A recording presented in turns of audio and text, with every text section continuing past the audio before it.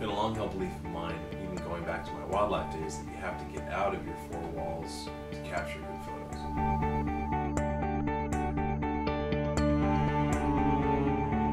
I chose to shoot this subject because it's one that most wildlife photographers would shun. The cattle is not considered very romantic or very interesting.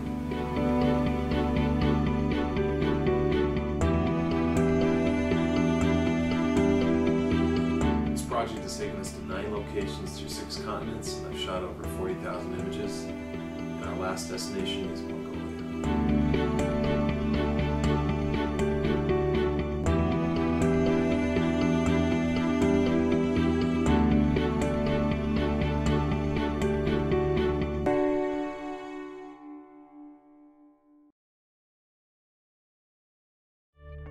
It's been nice traveling with David Lovell, my assistant, throughout this whole project, because he's a qualified, great photographer in his own right. And so a lot of times on these trips, you know, what I'm having to deal with is logistics and dealing with guides or locals or, you know, just vehicles or just travel stuff. And then when we get to the location, I can actually, you know, I can start shooting pretty easily and seamlessly, because David just kind of takes over that part a little bit in terms of getting, you know, what we want to do and thinking about how we want to shoot something.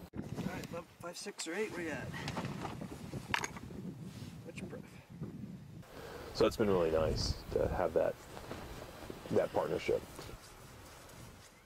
For this trip to Mongolia, I've leaned heavily on a tour company to kind of help arrange things, and so that's been a huge help. And we've had a guide and a driver, so we've utilized that on a few countries. But like Australia, I did all the, you know, research and contacting myself, and so there's been a kind of combination between different countries. Obviously, if there's a language barrier, you know, we go with guides, and in different cultures, it's just important to go with a guide or a tour company. Drivers in foreign language countries can be a real asset, especially when they kind of catch that wave of really what we're doing and understand what we're doing at each stop. They can become almost an art director in a sense. Whereas Pujay, our driver in Mongolia, there was a scene I remember when we needed some cattle or something to drive a certain way because, you know, the guys were herding them the opposite direction. He jumps in and runs around to the other side and yells something and throws his hands up, and pretty soon the cattle's turning back into the light, and we're getting the shots that we need.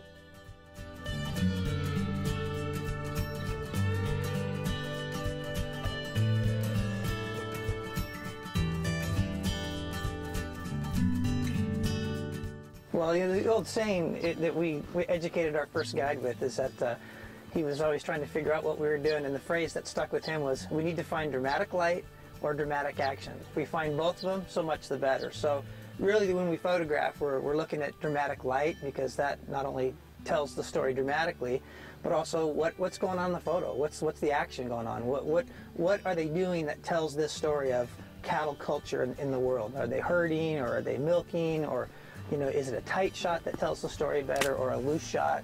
So really, it's kind of an exploration of note-taking, using the light and using the action to make the best photo that tells that complete story.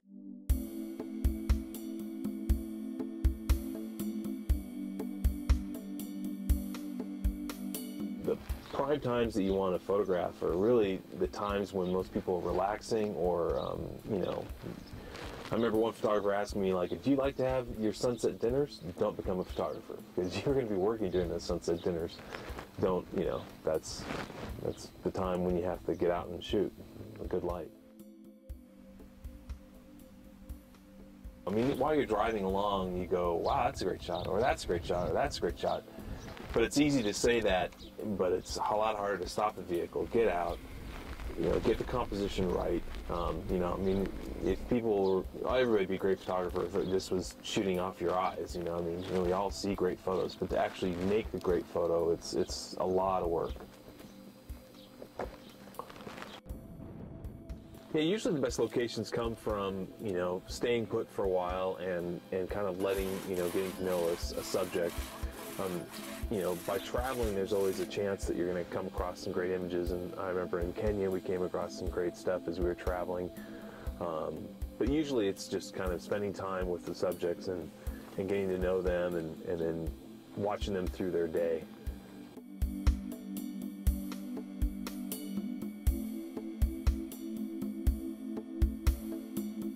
you know, our shooting, sometimes we get out of the vehicle, we hike, sometimes we, you know, drive to locations, but sometimes, yeah, the shooting takes place from the car. I know on this trip in Mongolia, one day it was snowing and very cold, and it was blowing very hard, and it was nice just to slide open the van door and shoot, you know, these Mongolian nomads that were, you know, bracing against some really nasty weather. You know, so we were fortunate to sit in the relative warmth of our car, but you know, it's a matter of, you know, you do what you have to do to get the photograph, and it's about efficiency of time, and you know, it's not about the romance of how you do it. Important part of this process is getting the portraits of the people, because this book is really about the people and their lives with the cattle and the culture that's developed from that. Using the backdrop has been a great tool in terms of trying to kind of quiet the noise of a location down, and so you can kind of really just focus in on the face and the story of the person.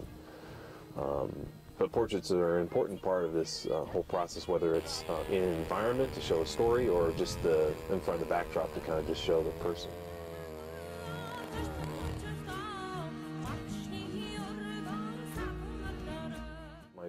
My shooting style that I've had to kind of work on is portraiture is not really something that's my, you know, real comfort level, and so having David along and doing that has been a real asset, because he can kind of help with posing and getting the people to feel comfortable and shooting the portraitures. And then also what's interesting too is that sometimes I'm so far away from the subject, you know, even if it's only 25 feet, it's hard for me to communicate with the subject, and that's been interesting too in different cultures. You know, to be kind of telling these people what to do and how to move and stand and stuff. It's a real delicate kind of balance to work with them. I think what's really brought a different view to these images is the kind of gear we light with. You know, we use the human light stand technique because it's portable, it's quick. We have a 2-foot by 3-foot box that we have battery-powered strobe with, and typically we'll go into a setting and we'll try to overpower the daylight a little bit to make the box the main light, because it's a soft bank light. I think it creates a nice, clean, uncluttered look, and then because we're able to overpower the daylight a little bit, basically making the flash brighter than the existing light, we get to have these really nice colors in the background, like the backgrounds don't burn out, you have this nice blue sky, or like, you know, the fabrics in India really pop, and I think that visually really makes the images really stunning. And then also too, the way that people react to that bit of equipment coming at them, they kind of, you know, sometimes they can react negatively because it's too much, but once they get comfortable with it, it's just kind of they have that moment of exhale where they're real natural. And I think that really reads in their eyes and in their faces, where, you know, if you just kind of like blast them up against the sun, they're all squinting and, you know, fighting it. They just don't fight it, and it looks, I think like you can see a little bit more into their soul, like, you know, if you could use a classic phrase.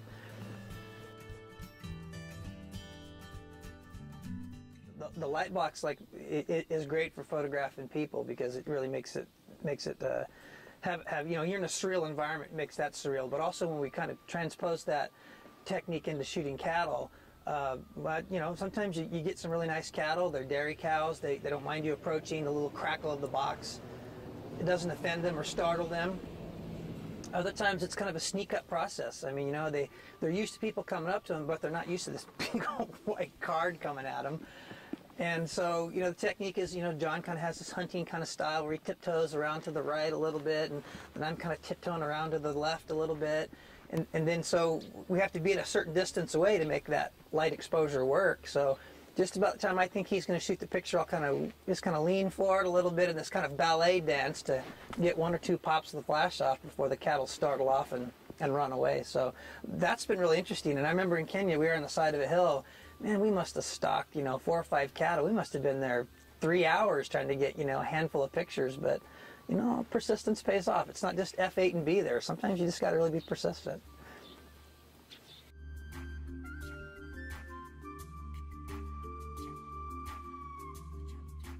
Each site has had its own set of challenges. The snow obviously puts out a lot more light, so we have to overpower it.